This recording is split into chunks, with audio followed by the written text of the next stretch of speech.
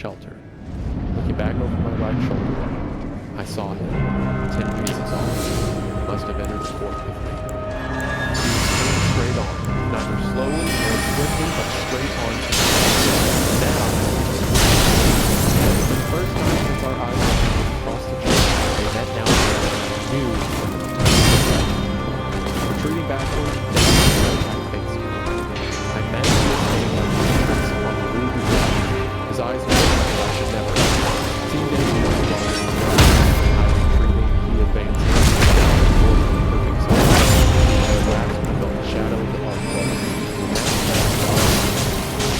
I had meant to turn here and spring through into the street. The shadow was not that of an arch gate. It was that of the dark. The great doors of the ruby dragon closed. Darkness by the black yet the same instant I read it for his face. How his face moved in the darkness, drawing swiftly near. The deep vault, these closed doors, and cold iron lamps were all on his side. The thing which he had read, together bore down on me in fathomless shadows, the point from which it was flashed into the friendly light.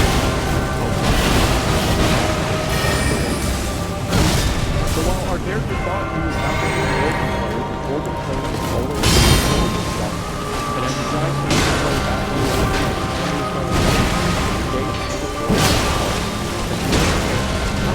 and whatever the organ player has. Now, of course, within the story, the organ player is representative of the album. Not only had our protagonist Frederick as looking down the spiral, but the organ player is specifically described things we heard mentioned about Hildred and Alec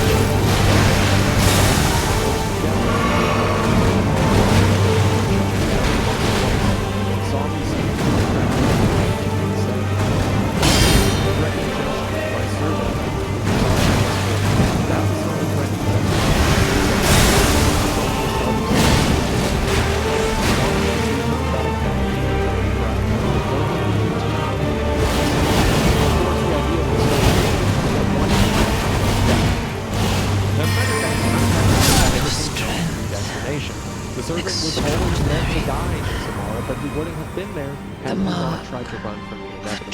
And here we have our character who is confronted by the organ player, which also leads back to interesting symbols earlier in the story.